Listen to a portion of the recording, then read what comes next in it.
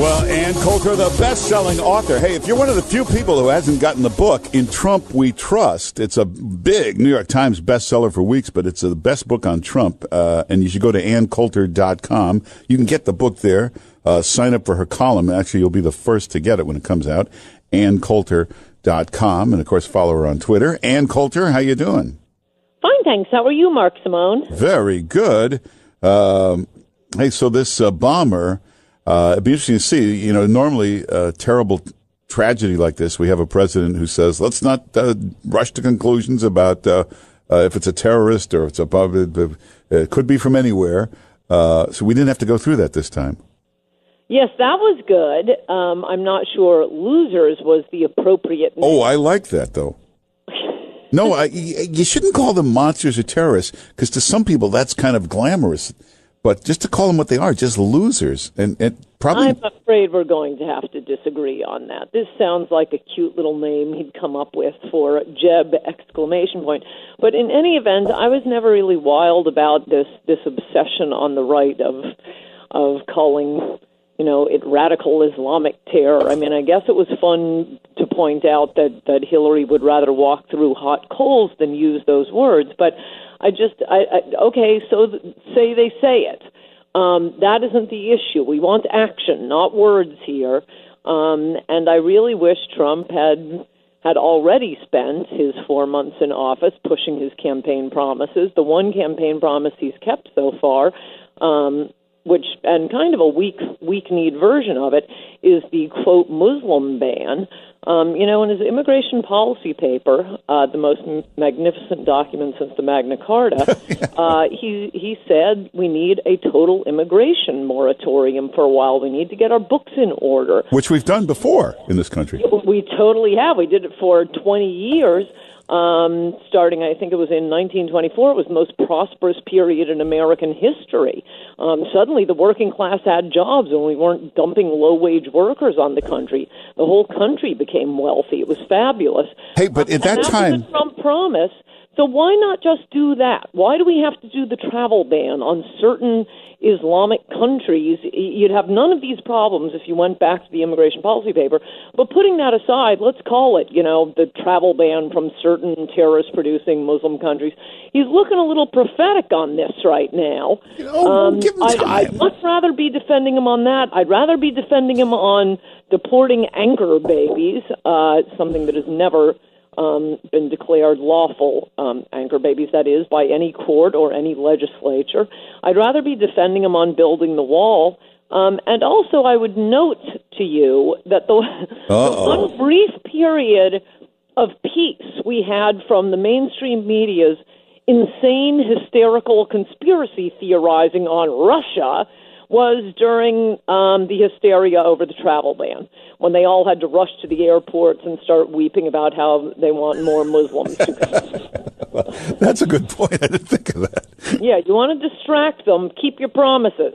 Yeah, but it's better to have them on this Russia thing because it doesn't exist. Let them chase this. There are fun aspects to it, but to be honest with you, it's getting a little bit boring. I like liberals when they're insane but logical. This is just utterly illogical, and it's so boring. I mean, I know you can get your ratings up by appealing to a couple million nuts in the country. You could probably have, a foot fetish station and get your 2 million viewers. Yeah. But for normal people, it's getting really boring. But particularly, right after a terrorist attack like this, I write about it in my column briefly, which goes up later tonight. I had just gotten in, and I spent, I think like a lot of people, spent all of Monday night watching TV and flipping around the channels. It was like the networks were coming in from different countries. On CNN and Fox, it's, of course, all about this absolutely sickening. Oh, it breaks my heart. Did you see the picture of that little 8-year-old girl? Yeah. And the woman, the mother who called in to CNN, on one hand, it seems quite exploitative for Don Lemon to be talking to this crying mother, but on the other hand, she had called in because she wants people looking for her daughter, Olivia Campbell. Oh, my gosh, that's heartbreaking. I was checking the Internet all day to see if they had found her yet, and it's starting to look bad. I mean, I don't think a kid would come out of a concert after something like this or hear about it and say, "Oh yeah, I just forgot to call mom." No. So it's really, I mean, they're attacking these little angels in our mother country, Britain. No, Bill. Well, I didn't know. I didn't know. Making other countries just stay home. The reason Trump won is because he said he'd put Americans first. So start putting Americans first and defend us. Yeah, I didn't know about any of this because I was watching Rachel Maddow last night. It was just about Russia and Comey and Flynn. Well, it almost was on Monday night.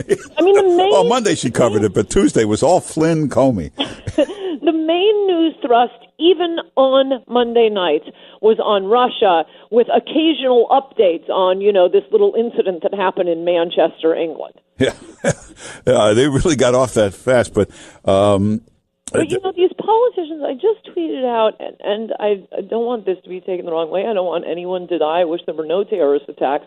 But if these politicians, as they are, as the mayor of London is saying, oh, well, it's just a part of life.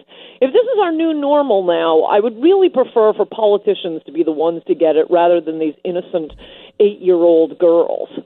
Yeah, they take that attitude, officials in England and France. On the other hand, in Italy, they crack down hard, and they've done a much better job of preventing this stuff.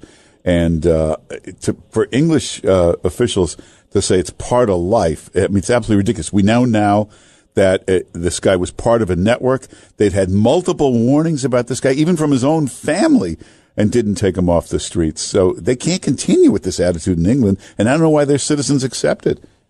I don't know why our citizens accept it. I mean, that was part of James Comey's great stewardship of the FBI. The FBI had cleared Omar Mateen weeks before he shot up the Orlando gay nightclub. The FBI and our entire government signed off on the Tsarnaev brothers. After repeated warnings from Russia, supposedly our greatest enemy in the world right now. Oh, no, they've been dealing with Islamic terrorism for a while. The FBI and everyone else signed off on the San Bernardino, the wife, and of course, the husband was the son of one of our beloved refugees. It's the entire West. We have just lost our will to survive and save our society. Well, I don't think the people have, but the politicians absolutely will not do it. They are so brainwashed by this diversity is a strength, diversity is a strength. No, America had plenty of diversity before the 1965 Immigration Act demanded that we bring in these primitives and savages. And this isn't a normal part of life. We did not have these terrorist attacks targeting little girls and nightclub goers and people at a community center or flying planes into our building. We did not have that for 200 years of the country's existence. There's nothing normal about this. And to act like, oh yeah, Muslim terrorists, yes, they were around in the colonial days. No, there is one cause of this. It is our really broken, I mean, not just broken, insane immigration policy, a policy that could have been designed by the Manson family to destroy the United States and the West. Well, that's very well said. And your new column comes out tonight? Yes, it does. And you should go to AnnCoulter.com, and if you sign up, you'll get this stuff before anybody. AnnCoulter.com, and follow her on Twitter, maybe the best tweeter on Twitter, and of course on Facebook. And get her book, In Trump We Trust. It's the best Trump book. So everybody's writing the Trump book now. You were the first. Yes, and also I exalt all of his most important campaign promises. Our next trick, Mark, is going to be to get Trump to read it. I bet he's read it. I'll bet he has read it. Well, get the book. Reread it to remind him of why He'll get so your wall. Be a little patient. And the Muslim ban, and the moratorium. You'll get all this. And supporting the anger babies. And I really want to deport the Dreamers. I have had it with them. Go to AnnCoulter.com. Ann Coulter, thanks for being with us. Good to talk to you, Mark Simone. Take care.